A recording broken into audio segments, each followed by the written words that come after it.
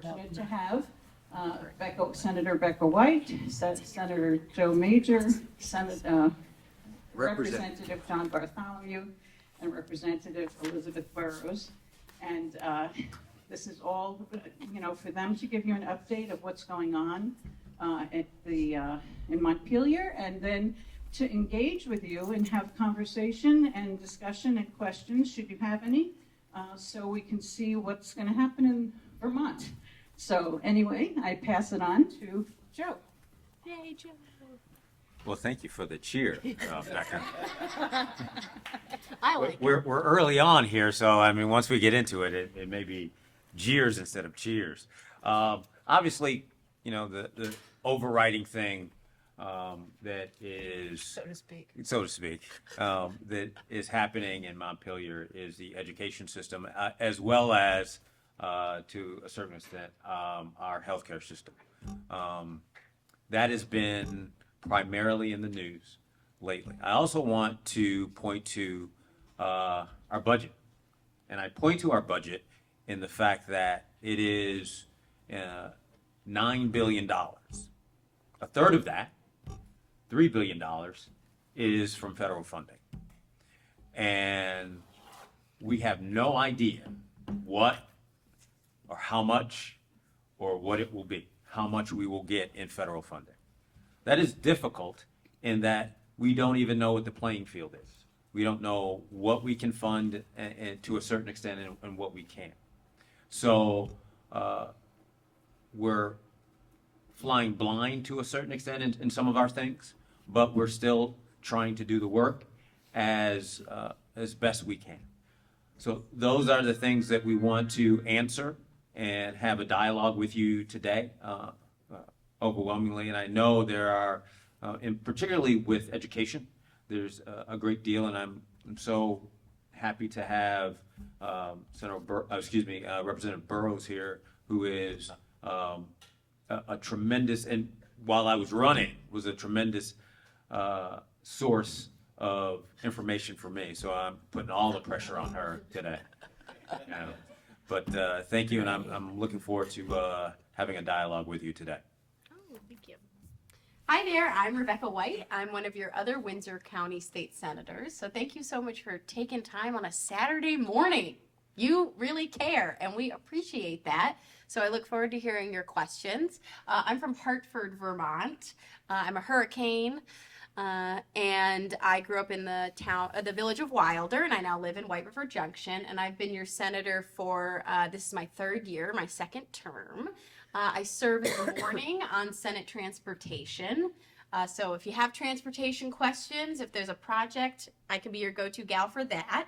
And then the afternoon, I serve on government operations, and we oversee municipal government, as well as that's a pretty big umbrella, government operations. So we do a lot of other things, including the functioning of state government. So questions around how the government functions or processes, that's a really good place for me to help where needed. I know that today we're going to talk a lot about education and education financing. I'll just say that as a public school graduate from Hartford High, Hartford Memorial Middle School, and Dalton Brook School, I have a strong stance around supporting public education, and in particular funding public education over private, religious, or independent schools. So that's kind of my first value. The second value I bring to this discussion is that while cost containment is certainly a conversation to be had, I would like to see us prioritizing tax reform over cost containment. That basically means that I think those who can't afford to pay more in taxes, particularly second homeowners, should be paying more in taxes. And that's where I'd like us to prioritize our tax reform policies. So those are really the big values I bring to this, and I'd love to hear your thoughts, as I think any senator or representative who doesn't serve on the education or finance or ways and means committees will tell you we're still percolating, and we're waiting to hear a lot of information, because we were presented with a light on details plan from Governor Phil Scott. Although we're very happy he presented a plan. That's the first we've had that ever. So that was exciting. The plan, unfortunately, is not detailed, and there hasn't been a lot of meat for us to debate because we just don't know what has been articulated. So there are many floating ideas out there, and I really want to hear from you. If you've heard things, you have concerns or questions, things that we should be looking out for.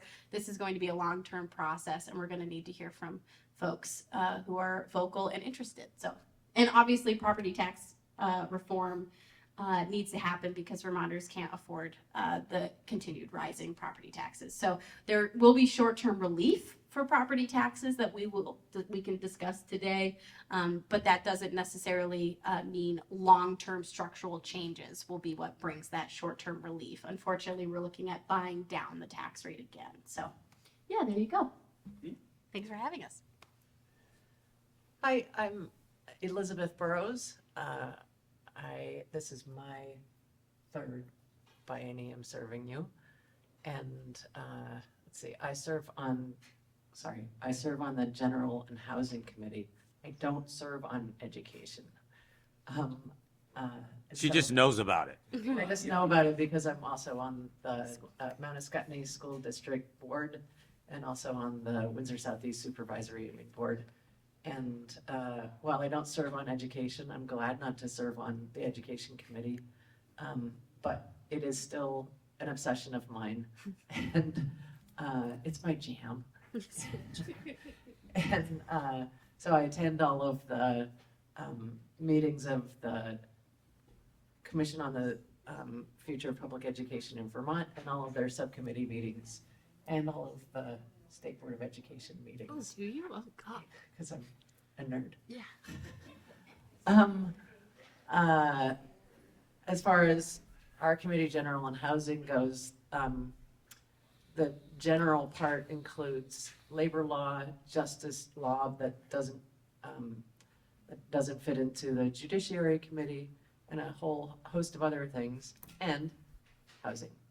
So we have spent the first part of this term on a great big housing bill that does a lot of small things and a few big things.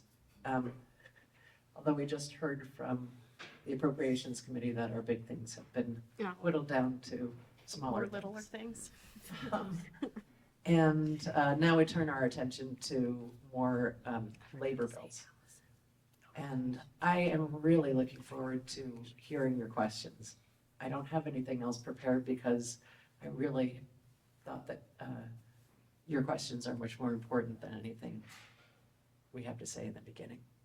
So with that, I give you Representative John Bartholomew. Well, I guess I don't have to introduce myself. I've been for the past couple bienniums, well, for a long time I was in Agriculture and Forestry Committee. Last couple bienniums I've been in Transportation, and then this year I've switched over to Environment, which I'm finding really interesting. I'm enjoying it a lot. The testimony I find much more interesting than listening to testimony about bridges, and not that bridges and paving projects aren't important. I'm just really enjoying this committee. And we've been talking a lot about water quality.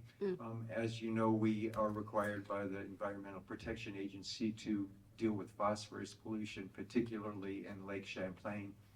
And one of the problems we had, or one of the solutions we worked out with some previous legislation, is a 3-acre rule of a period of impervious surfaces. And one of the problems with this is that it's inequitably applied, because some people have to pay and they're having to pay a lot of money to deal with it, and others who are contributing to the problem aren't. And the whole concept behind cleaning up Lake Champlain was all in. And that's not where we are, but trying to come up with a solution is not easy, because you've got a committee of, we're a citizen legislature, so we've got a committee that's only there part-time. We're not water experts, so trying to come up with a solution, we've been working really hard. We do have a bill coming out that doesn't solve the problem, but it's trying to make some improvements. We've also been dealing with PFAS. Do you know what PFAS is? In any case, they're notoriously known as forever chemicals, and because they persist essentially forever in the environment, and they cause all kinds of human health problems. And there's been, in the past, we put together a bill that bans a bunch of stuff, and so we've expanded that, just added a few things that are going to be banned eventually, in terms of trying to limit PFAS pollution. We're also, some of us, certainly Becca is you're the co-chair on the, Oh, yeah. The Climate Solutions Caucus. And we in the legislature have worked really hard over the years trying to address climate. I think we're one of the leaders in the country in trying to address it, but the solutions are elusive at best. And essentially everything we're trying to do is to not leave Vermonters behind. That's the whole goal, because the global economy is changing. People who can afford to buy electric cars, put in solar panels, heat pumps, weatherize, they're doing it. They're saving lots and lots of money on their bills every month. But it's the people who are being left behind that we are trying to help to make sure that they aren't left behind, the ones who can't afford the upfront costs. And so essentially everything we're trying to do is based on trying to transition to cleaner energy and not leaving Vermonters behind. Unfortunately, the governor seems intent on trying to dismantle everything we've done. There are bills in both the House and the Senate to do that. So I don't think we're going to make any great progress, because we can't override any veto that he's going to bring forward. But at least we're trying to hold fast on the stuff we've already put into place. And also, I would say we're having some issues with our governor right now in terms of our Budget Adjustment Act. Oh, yeah. You've probably heard this in the news, but he's basically drawn a line in the sand, and the issue that he wants to deal with is money going to the motels for housing unhoused people. And many of these people are in desperate need for housing, and we're just trying to, there is no, the plan we have in place, this motel, it came into place when we had a lot of federal money. That federal money's gone.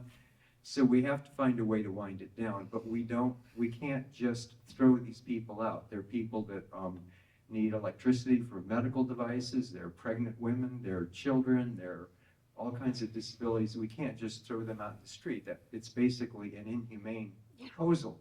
Yet we don't have a better one. And again, we're really frustrated, because for years we've been asking the governor to come up with a plan to address this issue of unhoused people, and how can we deal with this? And he just hasn't given it to us, and now he's trying to veto it every time we try to extend his program to keep these people housed at least until June. He's vetoing it. So we've given him everything he's asked for in the budget, everything he's asked for in the Budget Adjustment Act, except that, and he's still saying no. So it's an interesting time to be in the House, a little bit frustrating, and I'll stop babbling for a while. Not battling at all. And there's a second microphone there too. Oh, the Senate will take this. I just want to add that currently, the people who are housed in motels have been whittled down to the absolute most vulnerable population. They are restricted to people with children, young children, pregnant mothers, people, not only people who used assistive devices, those people are not eligible, but people who need electricity in order to get their in order to keep their medicine cold, or in order to receive the medical care that they need. Blind and disabled. Yeah. So we are talking about the absolute most vulnerable people in our state. We are not talking about people who have been, the alleged people who have come from other states. They are not in the program. We are not talking about people who can't find work. They are not in the program. Many of these people actually do work. Yeah. We are actually talking about people who cannot just go get a job and just go find an apartment. These are actually most vulnerable Vermonters. Oh, okay. I think we'd love to hear your questions now. Yeah, great idea. Yeah, but 466 of those people are children who will be evicted on April 1st due to the governor's BAA proposal. 466 children will be evicted on April 1st. And actually, I'm sorry to interrupt, but what happens to them in their academics? Where do they go? I mean, That's part of there's the no thing. continuity of education for these people? Yeah, I mean, That's right, that's part of the thing, is that one of the objections is sending children out onto the street when they're in the middle of their school year. Yeah, just that issue. Oh, we got this one. Okay. And we have a microphone, we'll pass around. Could we ask people to introduce themselves and maybe? Yeah, would you like to introduce yourself and then, Yeah, my name's Catherine Grover, Windsor person. and hold it up just to you? Yeah, good. Okay. Perfect. Yeah. I thought that I read that Scott's proposal for the motel program, his alternative was to somehow fund the municipalities in Vermont to take care of their local unhoused population. Is this true? And It's true. if it's true, how would what's your response to that proposal? Great question. That is a good question. Yes, you're absolutely right. Phil Scott does have a plan to take even more money than the legislature is asking. It's actually a few $100,000 more than the legislature is asking, and give it to local municipalities. However, it's now 10 days before the end of the month, and the local municipalities don't exactly have time to set something up and properly execute it in a humane and efficient way in 10 days. That is assuming that it flies through the Senate on Tuesday and is sent immediately to the governor to sign on Wednesday or that is assuming that by Wednesday it's got the thumbprint on it and it then goes to be executed. Mhm. It would still take a few days for all of that to happen, which leaves local municipalities getting their money to do this on or after April 1st. This is one of the complaints that we had about the governor's plan. How would Windsor do that? Yeah. How would that happen? How would Burlington do that? And so we feel that that's not actually a viable solution. And I would just add to that question, you are following the news. Thank you for doing that. That is a very direct point. As Representative Bartholomew pointed out, we're talking about the Budget Adjustment Act. So we pass a budget every year, and we also do the true up in the Budget Adjustment Act. So this is really our last opportunity before April 1st, which is the eviction date, to come up with a solution. And while I appreciate that the governor presented an alternative, what we heard from the Vermont League of Cities and Towns, who represents all of our municipalities, they were against the proposal to receive the money, because even though this could be even as a short-term fix, you have to imagine that we're moving folks from independent, separate rooms to congregate housing. So congregate housing has a lot of downfalls just as a plan, and also to require our municipalities to now take on the full burden of it in the short term, that's not going to end. So those people are, even if they move forward with this short-term plan, the towns and municipalities are going to be on the hook for the long-term outcomes of these folks. So even if it's a short-term suggestion, I think what we're seeing is him passing the buck down to municipalities. And they know, that's why the Vermont League of Cities and Towns is against this. Because even if it was a short-term fix, that's not going to end. Those people are still going to need housing. We don't have the housing to move them into. That's the tough thing.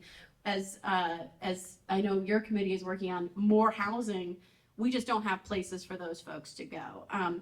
So the other point I just want to raise on this, that I know the Human Services Committee heard quite a bit, was the the trauma that we experienced and those people experienced when we exited so many folks last year at this time set back goals of housing those folks months. So even the folks who are pushed out, the experience of having all of your stuff moved, you have to have less items. I mean, we're talking about locking the door on people to where they've lived for months. And that is extremely traumatic. And actually, there's been, we heard from Brenda Siegel that individuals died. Like, people didn't then get caught in a new system and they died. So we're talking about real cruelty, in my view, from the governor. And the Budget Adjustment Act has typically been reasonably non-controversial because it's a true-up, and we asked for other things in the BAA that we thought were reasonable, like housing assistance, like VHCB, are as you all know, are very familiar with VHCB in this area, which would have built housing. He didn't have that in the BAA. We asked for an additional Human Rights Council staff member. We also asked for a new Assistant Attorney General to work on cases related to the Trump administration and the federal administration, because as you probably know, our Attorney General she's fighting the good fight right now, trying to make sure that as a state we're represented against some of the changes that the Trump administration has made, in our view, illegally. So all of those things we gave up, and we said, we verbatim, like in the letter, was don't kick out the pregnant women, don't kick out the children, don't kick out the disabled people. If not for the fact that the trauma that causes to that group of people will set them back months from getting housing in the long term, and that even if it is short term, we expect this will be a long-term burden on municipalities, and to ask our town staff to become congregate housing overseers, essentially. I mean, that just seems like a way to, it seems very bad to me. I'll just put it that way. So thank you for that question. And also, think about the length of time that municipalities have to logistically do this. It's just a short amount of time that they have to figure this all out, and it's just not fair.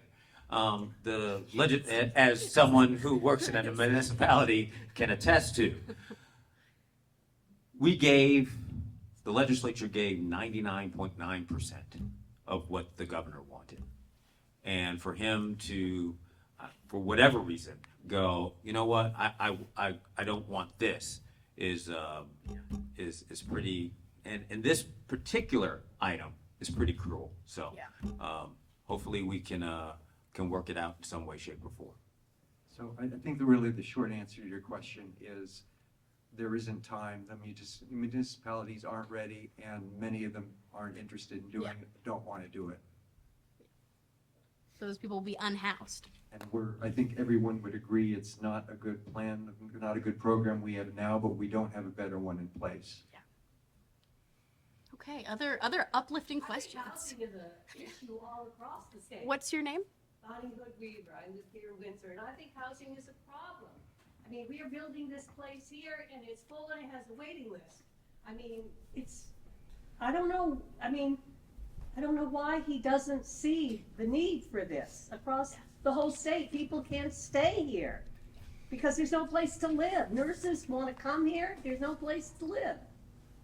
That's exactly right. And I was just contemplating adding on to the other comments about the Budget Adjustment Act and with regards to the homeless.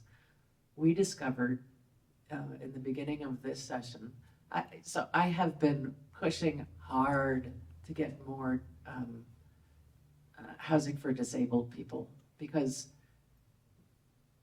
more than 80% of our homeless population is physically disabled, and our inventory of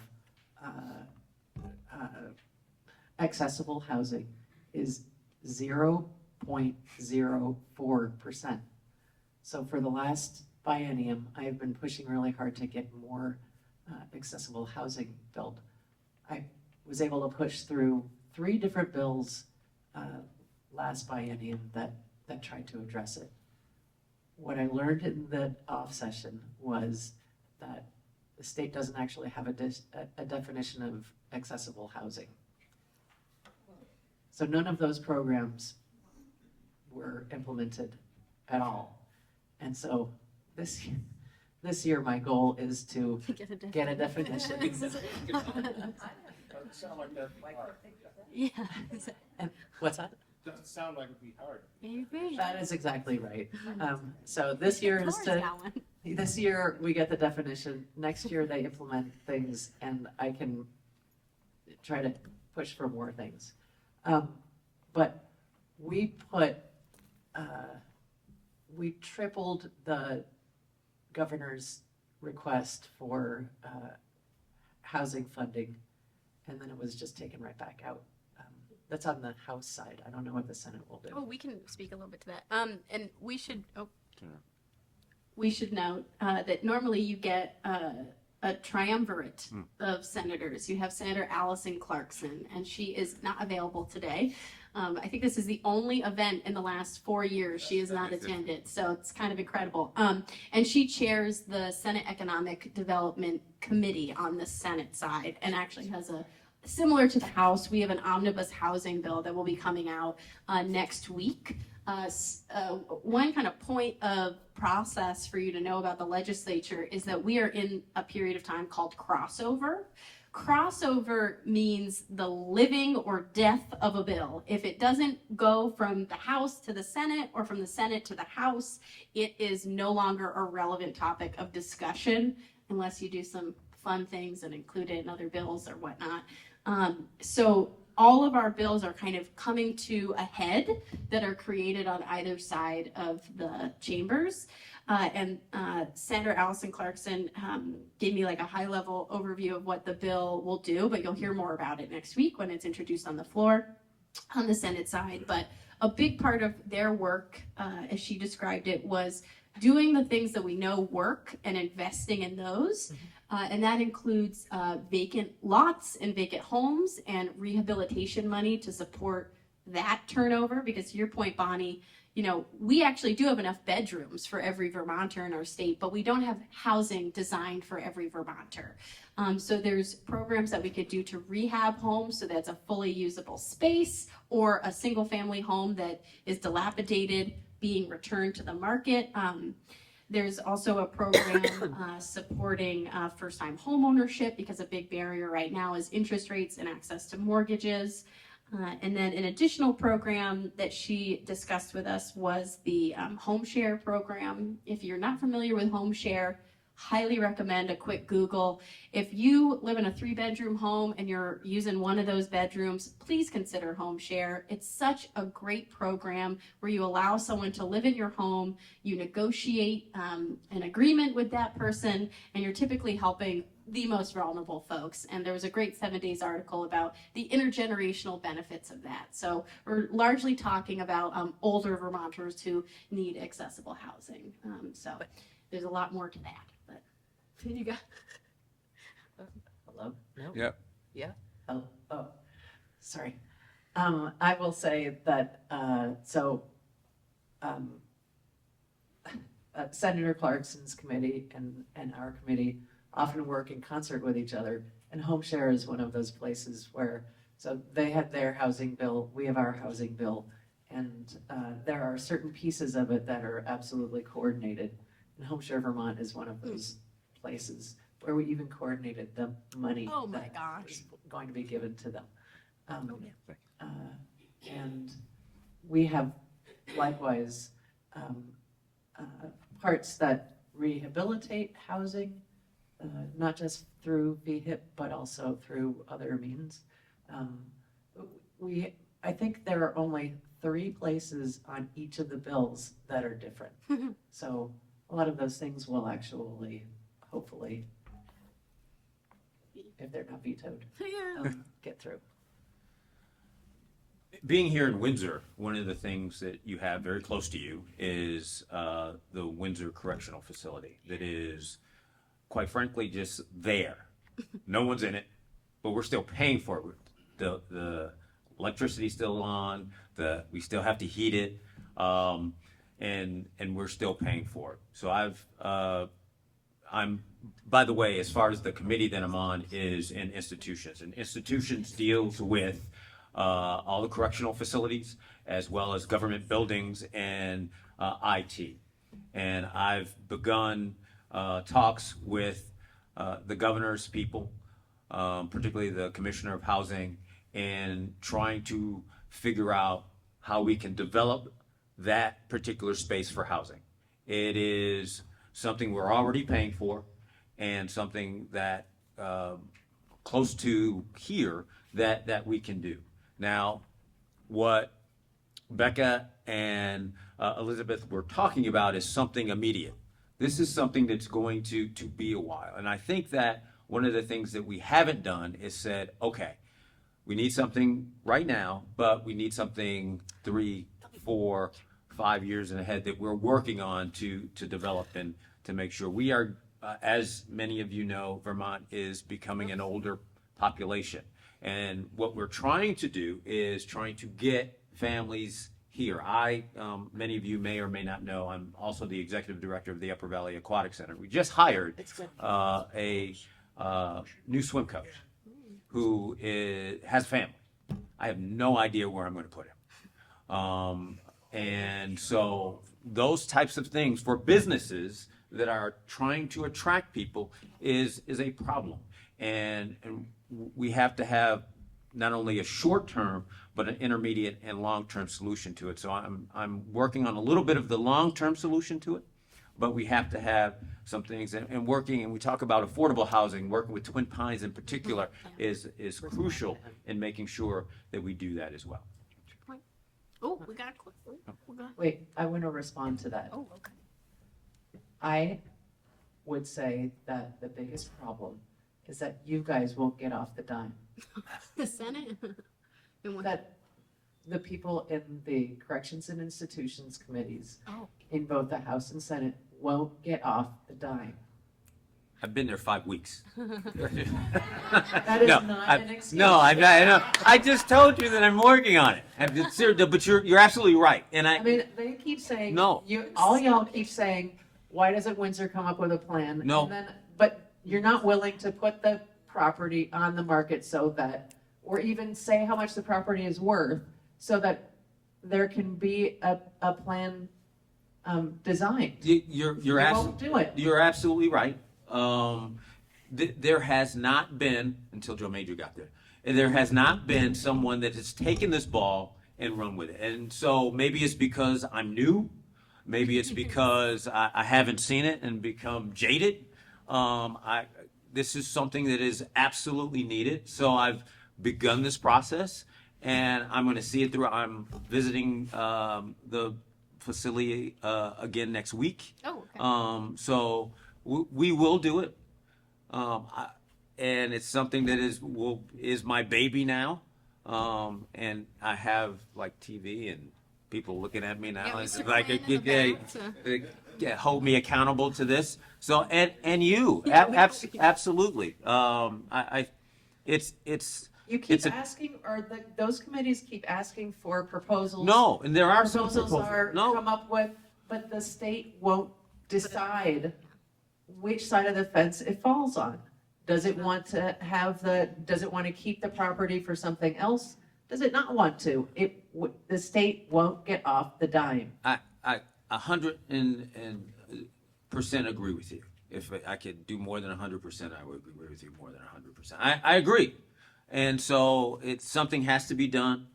I've gone on record now. There are those on the. Yes. Talk about, Oh, we had a few folks, Elizabeth. It's even slightly more complicated than that. Let Jonathan say his piece. What's that? Let Jonathan finish. Jonathan? Me? yeah. You, yeah. John, yeah, okay. No, I was just gonna add, one of the issues we keep running into is there are people in the House, particularly in some of these committees, who want to retain the property as a Just in content case. unit, in case they want to create another correctional facility or mental health facility. It's hard to get state-owned property, so there's always this vision that they might want to use it for that. It's one of the reasons they won't let it go. And one of the things I'm pushing for as you know, most of the property that was originally part of the prison property has now become Windsor Grasslands, which is an incredible resource. Beautiful place. And their buildings and grounds retained about 100 acres outside the fence line of sight, which is what you need for a prison, but it's not what you need for a housing development. So one of the things I'm pushing for is trying to get them to release that 100 acres outside the fence to add to the wildlife management area. And another idea is there's one little building that housed some prisoners up in the corner. I don't know if you're familiar with the property. What a great place if the fence came down for a nature center. Yeah. And I've got the new, at least acting commissioner of Fish and Wildlife interested in that. She's pushing for it. So I don't know if I'm going to be able to convince the Institution and Corrections Committee to release that, but that's one of my goals, is increase the wildlife management area. That's a great. Okay, the question is, I understand that twice, in 2 sessions, money was allocated to do something with that property, 300,000 or close to it. Yeah. Take down razor wire, take down some of the buildings that would have to come down no matter what happens to that place. And if I were on the Institutions Committee, we pushed that through, and Buildings and General Services came before me this year to look for more money. I think at the very least I would ask them, what happened to that $300,000? I mean, it's almost like Elon Musk. You allocate money, it's signed by the governor, nothing happens to it. That isn't spent. Oh, is that that your project isn't done. Thanks. It's happened twice. We actually, one of the most surprising moments for me as a senator was actually our floor debate on this topic, because I thought only Windsor folks know about the Windsor prison. I thought I was going to be able to give a speech and kind of be the expert in residence on it. When we debated that exact topic, do we allocate, at the time it was 100K and we got it up to like, I don't remember the exact number, but it started as 100K in the Senate Institutions Committee. And Senator Dick Sears stood up, kind of a stalwart. He's now passed away. But he got up and he said, I completely disagree. We need to continue to own this property as a state. And I was so offended by that, because it was a senator from another district claiming that he knew more about what the people of Windsor wanted. And it was fascinating to me because it's become a bit of a political football. And there's this belief, I think, in some of even the judiciary committees, to your point earlier, that it should be saved for some hypothetical future corrections use, and that has led us to do nothing with it. So I do think that with a change of the guard on the Senate side, with a new committee chair who is a Democrat, that we will get further there. However, it's not a Republican versus Democrat issue, because we have a Democrat on the House side who has been, I think, a little recalcitrant on her release of this. That might be an That's a good word. Maybe a good word. But I did want to know. You know what? I'm going to have to look that word up, actually. But I did just want to note, Sally, I've noticed a few folks have raised their hands, and I'm wondering if we could just start a quick list so if people don't feel like they're being skipped over. So we got a microphone person. Hi, my name's Sean Fraze. Good news, my family just moved to Windsor. Hey, I've welcome. only been here for about a year. Welcome. But my main question is, I'm disabled. I know I don't look it, but I am. And I had a job here in Windsor, and I got fired after 3 weeks. And they told me straight out, because I'm disabled. I even got them on recording, admitting it. All the lawyers, right, I think they're called AG, whatever, for Silva, whatever, say they're months behind. It's now going on 4 months. I can't even get someone, you know, I don't understand how they can be this many months behind when there's clear and obvious evidence. It is such a huge problem. You're talking about either the two parts of the government that that are responsible for those kinds of claims are the Attorney General's office and the Human Rights Commission. Both of those are hugely understaffed. Every time, or I don't want to say every time, but often when the appropriations committees or the governor feel that they need to make a cut somewhere, that's where they cut.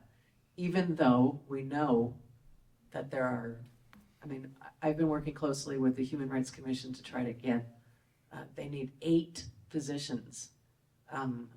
And those have been whittled down to 2. It's really, it's awful, awful, awful, especially now that we don't have the Department of Justice as a separate kind of ceiling. So nothing can be enforced through them, as was previously the case. And now we have the previous caseload that can't be addressed and a pile-on of other cases. It's awful, and I have been working as hard as I possibly can to try to mediate between the Human Rights Commission and the legislature on the House side. And it just got decimated again. Yeah, that was a BAA loss. That was one of the things we gave up. But also, Yeah. we put the 8 positions into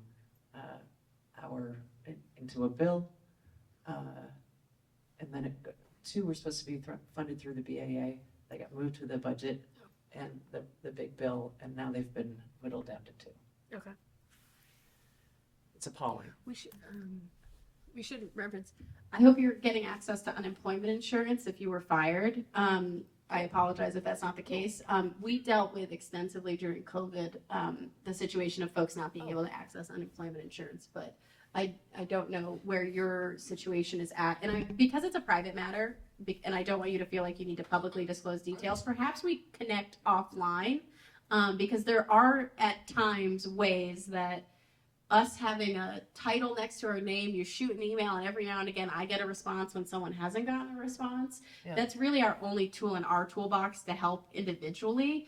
But if you've got a situation affecting your employment and you're not able to access benefits, that's a concern.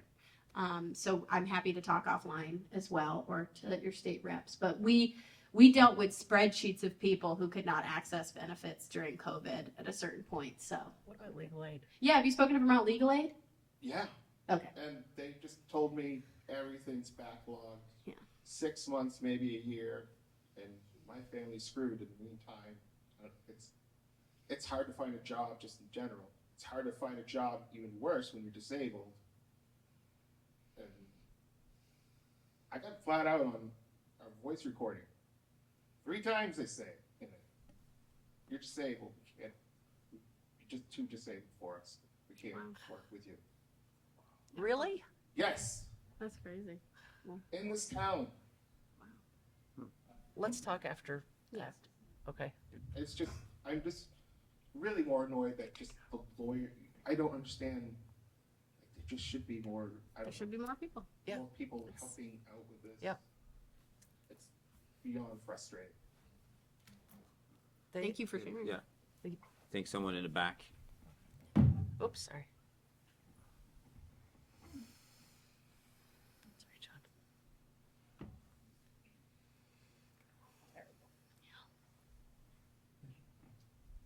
My name is George Funk, Windsor.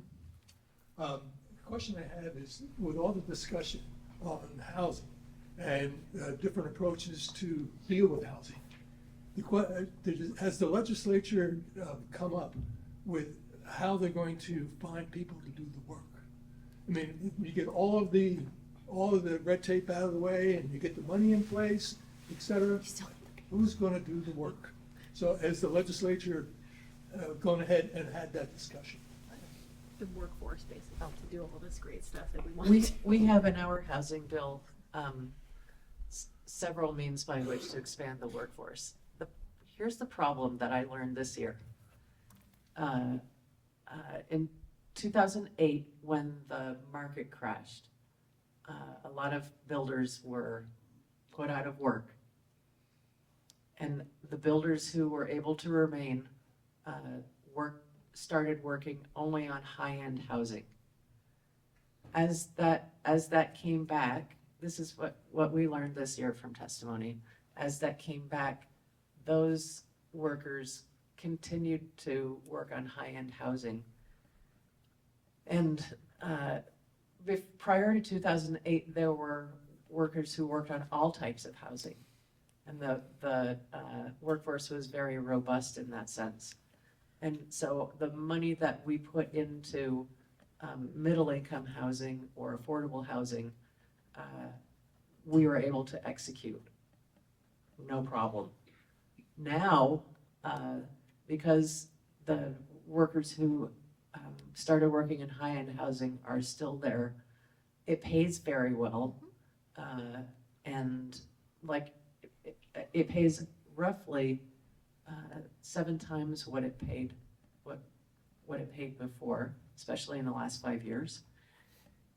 And so people either have aged out of that profession, or they're only working on high-end housing because they don't want to work on middle housing. So it doesn't matter whether we have it does matter whether we have the workforce, but even if we had the workforce, it has somehow remained at the high end. And they've That's got a great point. and they've aged out. So we put, What's the approach to resolve it? we put, I know in the 2008 annual reduced workforce is here. Yeah. What, is there any discussion in the legislature about resolving that? absolutely, of course, it is one of the problems, right? We've approached it in our committee from several different angles. One is that we're giving money to the career and technical centers so we've given money to them to try to recruit more people. Who knows whether this will wind up in the budget or not, but we put this in. We've also given money to the state college system to do the same. And we have also, in order to get more housing out faster, we are studying prefab housing and the efficacy of that, and whether using the same amount of workforce, how much more or less housing can be produced in the same amount of time. So that study should be out at the end of this off session so that we can implement some more next year. So I'm gonna I said that already. unfortunately put a little damper on this. Oh. So I'm also in the agriculture committee, Oh, yeah. and workforce is a great deal of migrant workforce works in both agriculture and construction. Oops. And many of our migrant legally migrant workforce are afraid to go to work because they don't know if ICE is going to come and say you need to come with us. And time again this has happened around the country. So you have that phenomena that is a very recent phenomena. You also have what the tariffs. So we may have money dedicated now for building, but that money that is dedicated now will not complete the job in however long the project takes. So we have to address that as well. And I'm sorry to put a little fly in the ointment, so to speak. Well, it takes when it comes to construction, and you're talking about rehabilitating houses and going in that direction, it takes a more qualified mechanic, and I use that word extensively, whether it's a plumber or electrician, carpenter, et cetera, to do that kind of work than it does for that manufacturing housing that you're talking about. So that's where the trained force needs to come from, and it needs to happen. Yeah. I see that we have Lori Hirschfeld, who is the Director of Planning and Development in Hartford. So if perhaps, I know you raised your hand, you can speak in a moment if you'd like to. I just want to lift up one other point, George. Thank you for bringing this point forward. So my father's an electrician. He's a plumber. He does sheetrock if you really pay him. And I won't give out his number. And one of the things he mentioned to me that has really resonated is he's independent. He runs his own shop. And that's because he has VA benefits. He has health insurance through his time serving in the Navy. And that's most of his colleagues. Most of his colleagues have military service and they have health insurance and portable benefits. The folks he's mentoring who are apprenticing, they don't necessarily have military service and they don't have a built-in benefit. So they either have to work for a contractor who can provide health insurance or not have health insurance, which seems to be what a lot of them are doing, or they have to make so little that they qualify for Medicaid, or they're lucky and their spouse works for Dartmouth. So there's a lot of pathways for us expanding the training for these folks to bring them into the market, but they don't have a portable benefit that allows them to act independently. And I think what Vermont is used to is having the out of the truck guy who can help you do a home renovation, and that person is going away. They're retiring or they're doing much less. So I do think we're gonna, to Joe's very first point, health insurance is going to be a major conversation. And I do think allowing for health insurance to be accessible to independent contractors will be a conversation topic in the future. But I don't know, Lori, if you wanted to weigh in, if there's a municipal angle to this, and we appreciate your work. And it's more of what I can share about on the boots on the ground. I thank you so much for recognizing that the Hartford Area Career and Technology Center and the one in Springfield are the places where we can get money into, and community colleges, because those are things where we don't need, we have to recognize as a society and a community that everybody comes into this and make their contribution in the way that makes it, and having a 4-year college degree doesn't necessarily answer that for everybody or for us as communities. I don't know, I say this with all of the appreciation of what you're trying to do, but I think we study too much and don't do, Yeah. you know. And so when I hear about things, the Hartford, I know, for example, there is a long waiting list to get into the buildings and trades at the Hartford Area Career and Technology Center. So that's really going to be good if that can go. That money can go towards hiring new folks, finding them housing, whatever we got to do for that. But the issue of having modular housing constructed on site versus being done within a manufactured mode, we have in this area, in the state, we have over 20 years of experience. We don't need to study it anymore. Mm-hmm. We already know that it's about 75% of the as-built cost per square foot. That information's out there. There are systems out there that can do that. They're coming into here. I would say if you're putting your energy and money, put it into getting the money out there on the street now. We don't need to study it anymore. And if we have to study it, I came from Arlington, Virginia. I worked there before I came here, and I've been here for almost 30 years now. We had it back 40 years ago. So it's all over the country. I lived in a prefabbed home, 2 different ones. And I can tell you that they're building $1 million homes like this. And the reason why it's so much easier is you can build around the clock. It's very simple. There doesn't need to be a lot of studying about it. You can build around the clock in a controlled environment, and something that gives you the ability to do it. And there's the ability of them to be solid. I mean, there are straw-built homes that are better than what you can build on the street today. So that's my pitch here, is like put the money into doing. And as a planner, you don't always hear this because planners want to study things. No, we don't. We want to build them. We want to do it on the ground. So. Oops. Hello? Oh, so one of the other things about modular homing building facilities is that people can work year-round. Yes, exactly. You're working Is the And thing. less waste. But we also heard from Huntington Builders, which is one of a couple in Vermont. Yeah, it's like the biggest. It's the biggest. There's also one in Claremont. Yeah, yeah. La Valleys. and there's all over the state. We heard from them that a couple of things. They came into our committee. We heard that they are having trouble hiring people.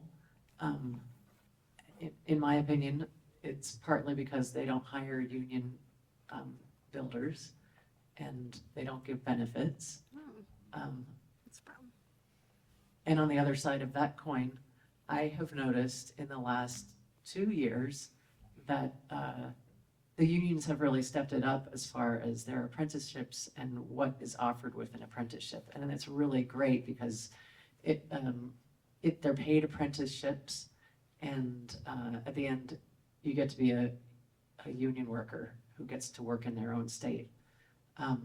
And I've seen them probably, their presence in the State House is really, or not in the State House, their presence around the Capitol has really increased. So fingers crossed that they also continue to step it up. I'm not sure that people are really aware of the union apprenticeships. So maybe that's what they're really trying to do. Yeah.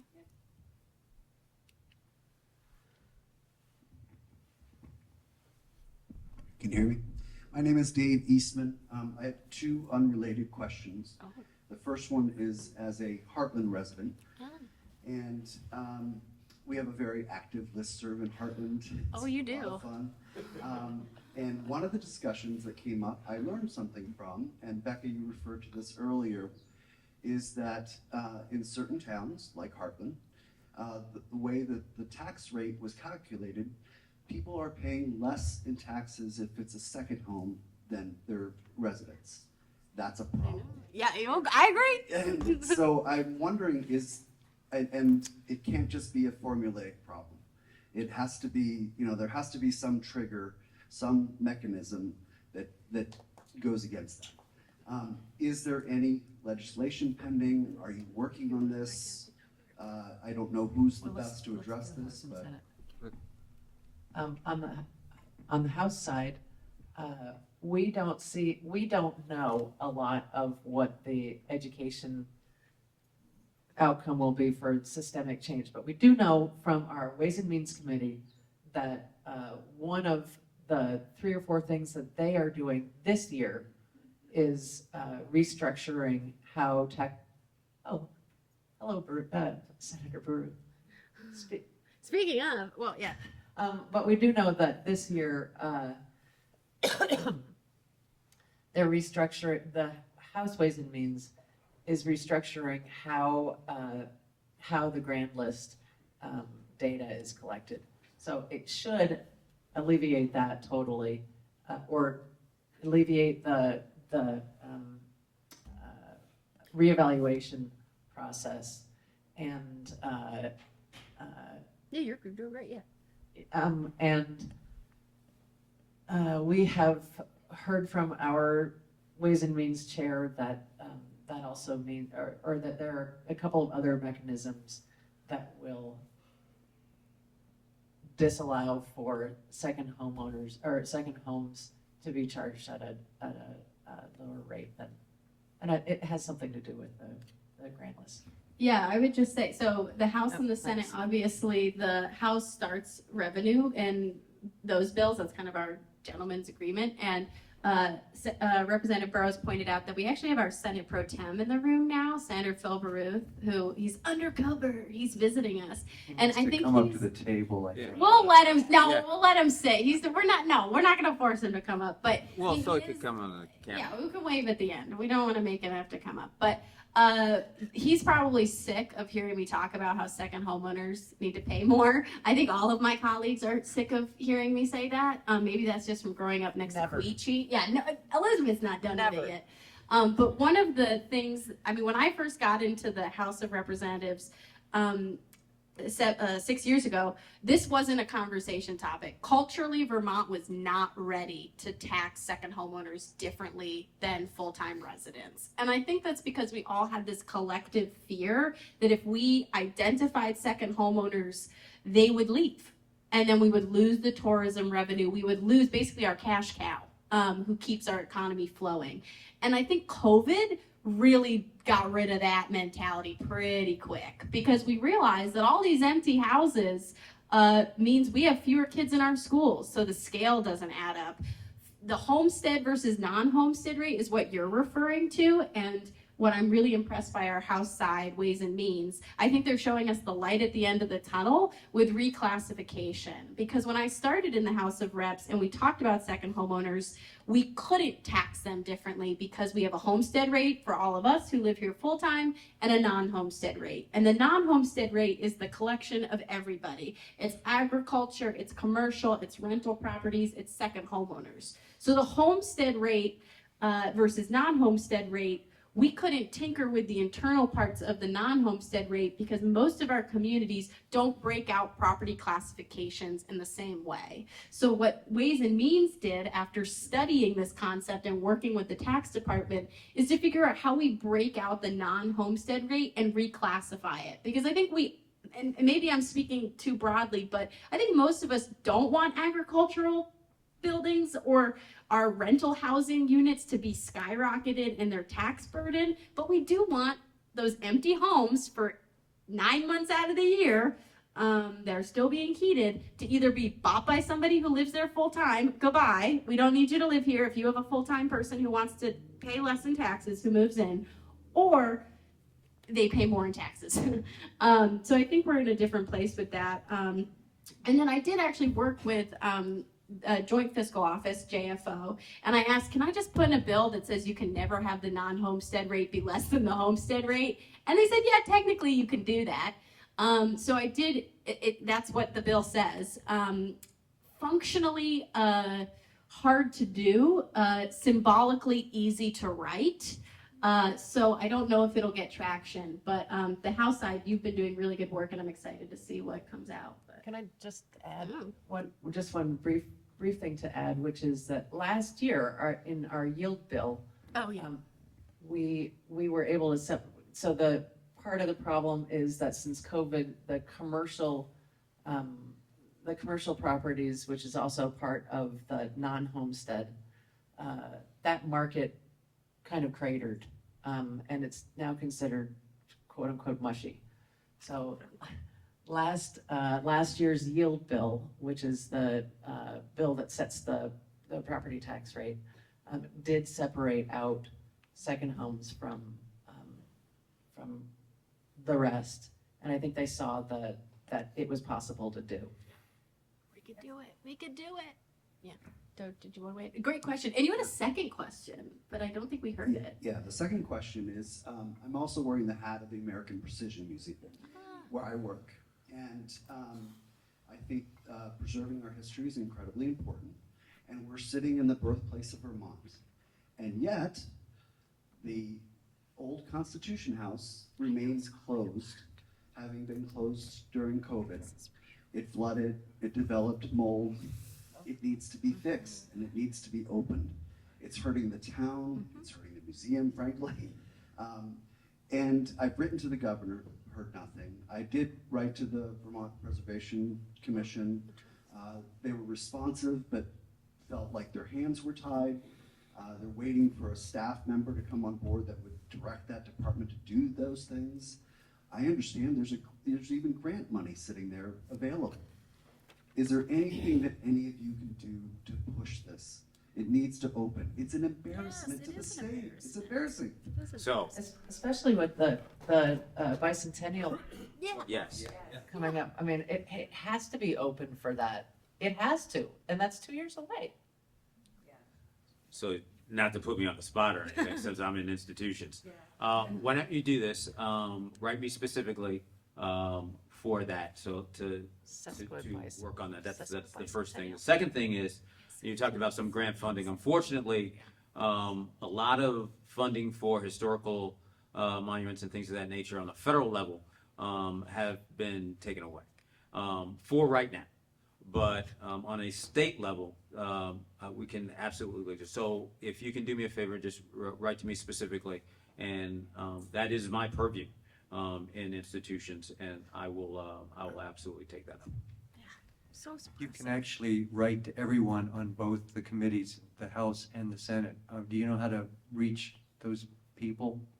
Assuming it's on the website. Yeah, our website is really very good, and you go in there, just Google Vermont Legislature, and you can see all kinds of stuff, bills, everything that's happening, the status of bills.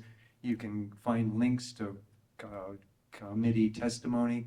But if you just click on the committees, all the committees will pop up. You click on them and you'll see a list of everyone on the committee, including the chair. Make sure you write to the chair, and including email addresses. It's all right there, easy to find. Great. You can't Good hide. point. Thank you for saying that. I also, if you're interested, I had a little video that I made that walks you through the process of how to find stuff on the state website, because it can be really confusing. And unfortunately, every time you click on a link, it opens a new link, which is really obnoxious. But that's on Windsor On Air. There's a hand back here. Back there? Yeah, I have a question. Well, actually, I don't have a question. I just want to say I am outraged that this gentleman cannot get the benefits that he is due. For heaven's sakes, this is the United States of America. Yeah. Or maybe are we saying this is the United States of America? And Becca, I appreciate your willingness to help this man. Oh, yeah, I do all of them, yeah. That's horrible.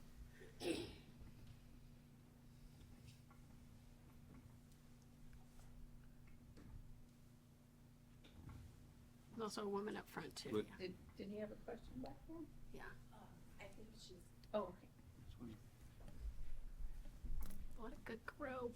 Love Windsor. Hi, I'm Beth Gould, a Windsor resident. A couple things.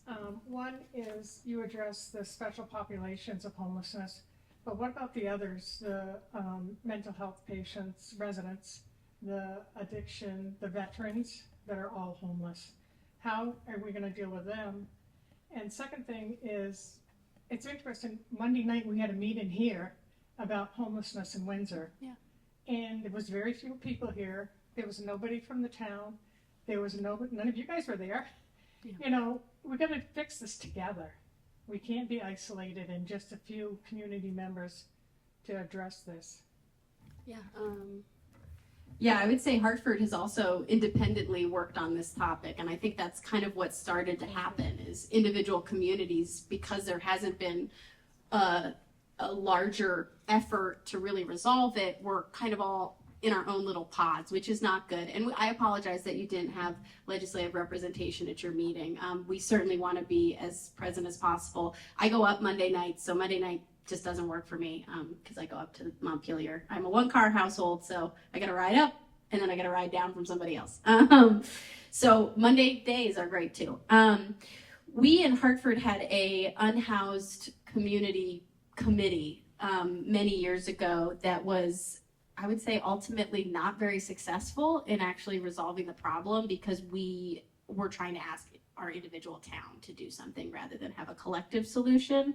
To your question around mental health, one bright spot is that we are in the phase of passing a piece of legislation out of the Senate, which expands Vermont Medicaid coverage for long-term stays in residential treatment. Residential treatment currently with Medicaid has mixed ability to be applied. So those are our lowest income folks, not necessarily veterans, because it's Medicaid. And one of the key pieces to that is it would cover extended stays, so 30 to 60 days. And when you think about someone who is in an unhoused situation, that would be a really great opportunity for them to be able to use their Medicaid benefits to cover it. So I'm excited about that bill and proud of our healthcare committee for expanding it. And it was previously, that's an expansion from 10 days, Yeah. which is only enough time to detox. Basically, yeah. So that is a big step forward, actually. I have, for a long time, really found that the 10-day limit to be really cruel. Yeah. Thank you for bringing that up.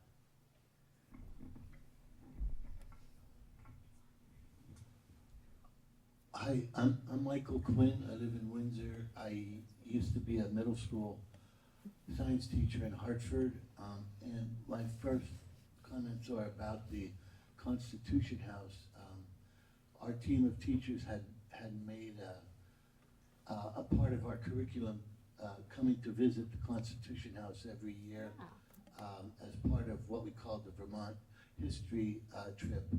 It usually happened the Tuesday after what was known as Columbus Day weekend, and it was a really significant part of the students' learning to visit the Constitution House and all the historic houses on Main Street and Paradise Park and the Scottney Cemetery. And it's been really frustrating that we got to experience that. I'm retired from that job now, but I'm really sad that that doesn't exist for other schools to do, because it was a really, really good experience for the kids.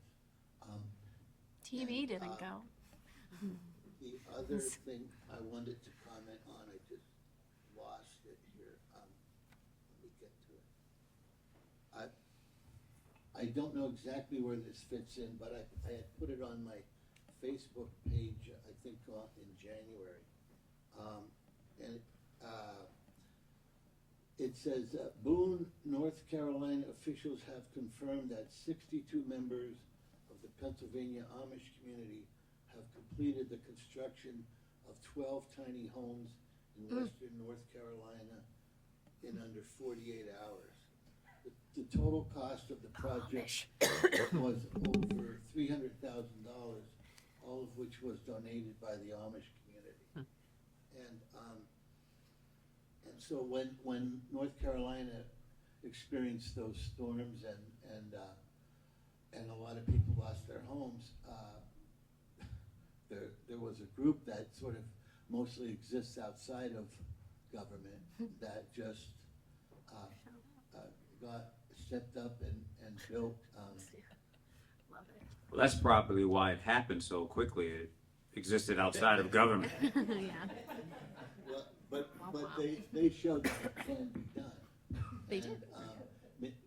I think there's only one Amish community in Vermont up north, but it doesn't have to be Amish.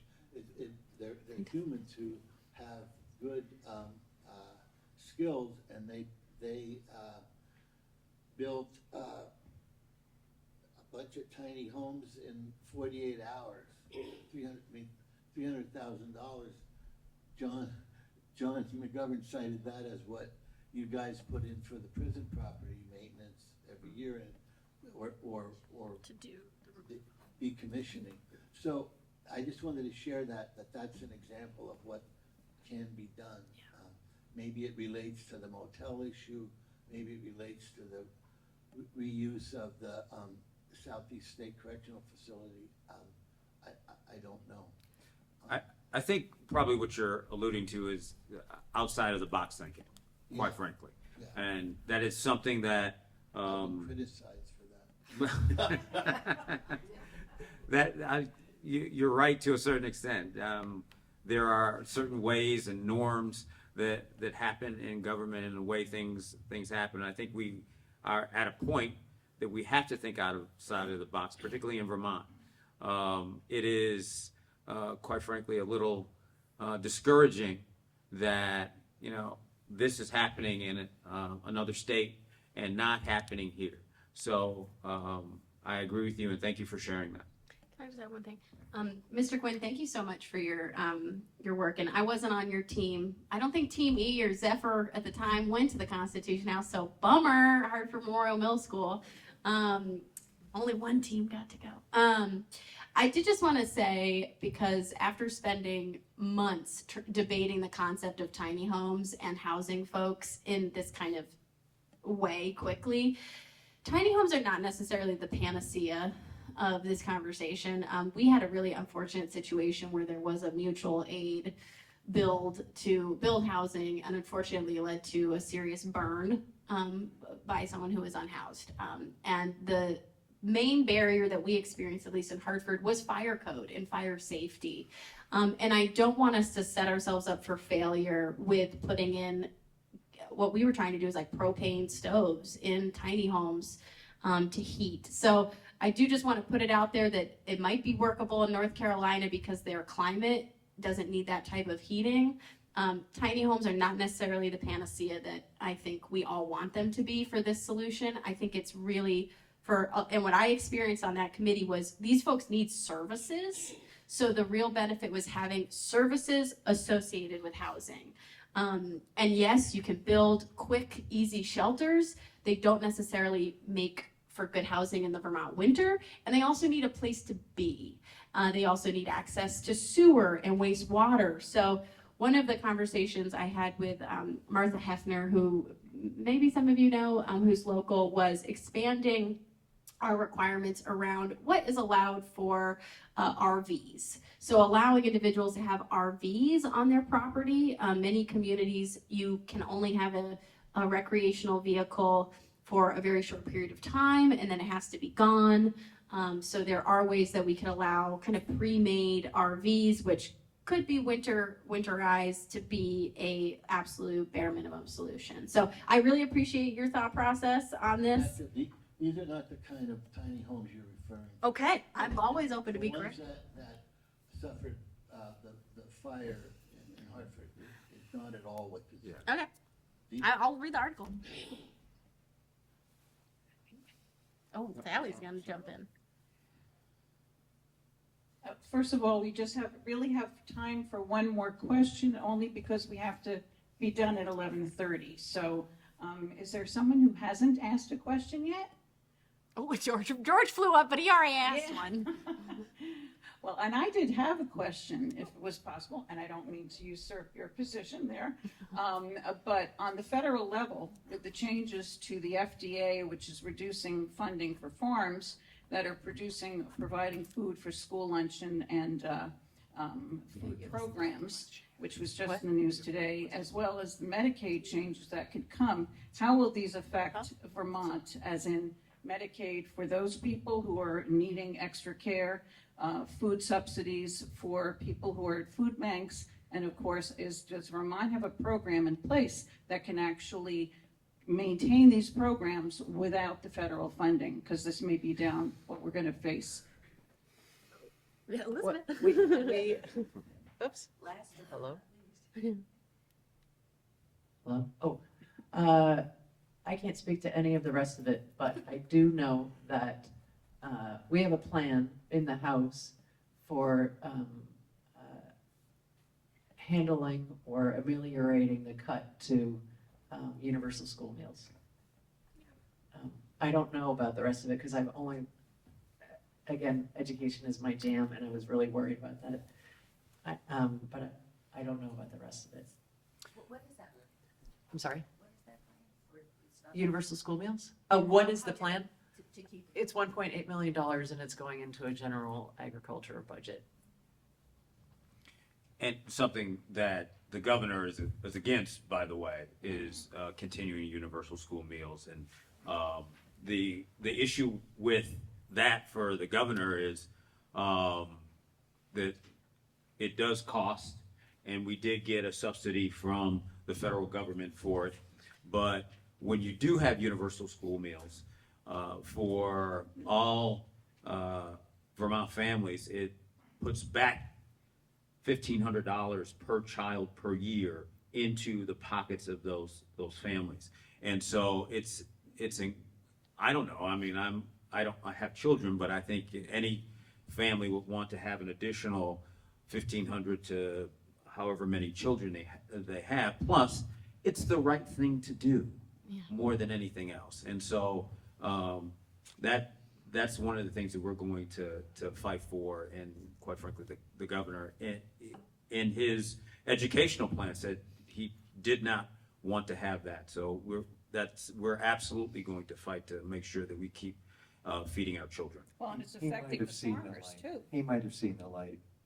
But you raised federal issues, and one of the things that we're trying to focus on, and we don't even know how, is how to protect Vermonters from our federal government. It really has become scary. And many of the things we've talked about, like trying to increase our workforce, where our food comes from, agricultural workers. Does it make sense to be deporting? We have Americans who, in agriculture, you can't get Americans to do the work. So does it make sense to deport all these people who are doing the work that makes our society function? Does that make sense? We're talking about building housing. Does it make sense to put tariffs on one of our most important trading partners so we can't get materials? And increasing cost to Vermonters. Increasing housing, it takes money. Do people want to pay more in taxes? Can they afford more in taxes? When inflation and tariffs and all kinds of things are increasing expenses every day. So these are the kinds of things that we agonize over, lose sleep over, and to be quite honest, we don't know how to protect Vermonters from what is happening. Yes. It's really, really scary. Yeah, I would say that we are in code red right now in Vermont because of the implications of the federal stuff. So to your question directly, I do just want to point out another area where federal funds are coming up. We have a task force that the treasurer has put together that is identifying all the risks that we are experiencing with the federal government, because there's 2 points right now. We don't know what actually is real. That's intended, that's chaotic, that's trying to confuse us. We don't know what will win a lawsuit, what will lose a lawsuit, and what will be protected.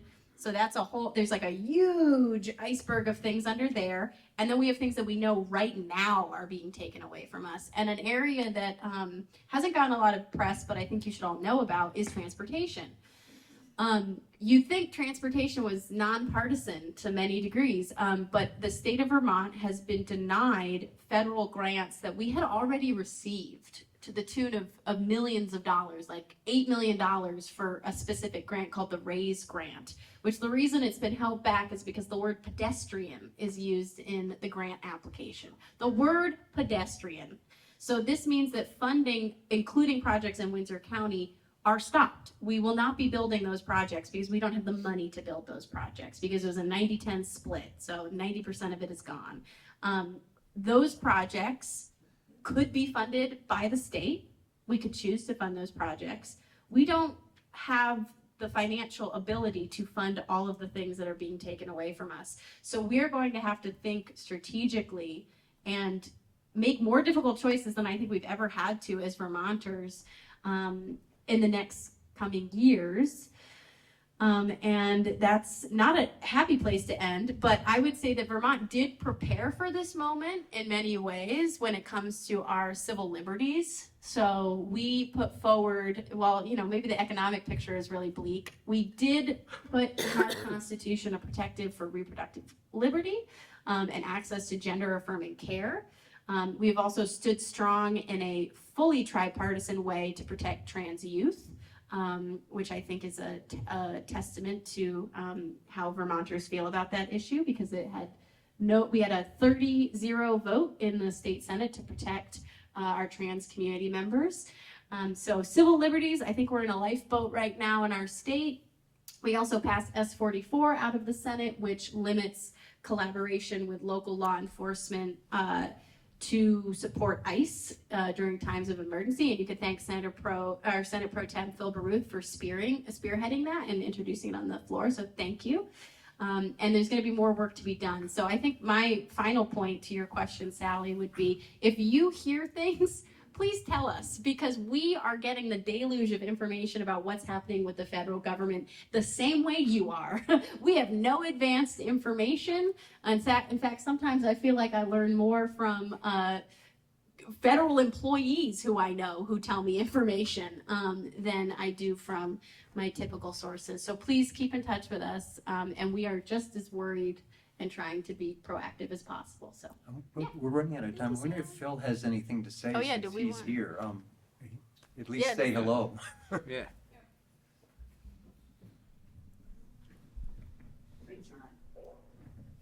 Is this on? Yes. First of all, I just want to give you kudos for these people. So these delegations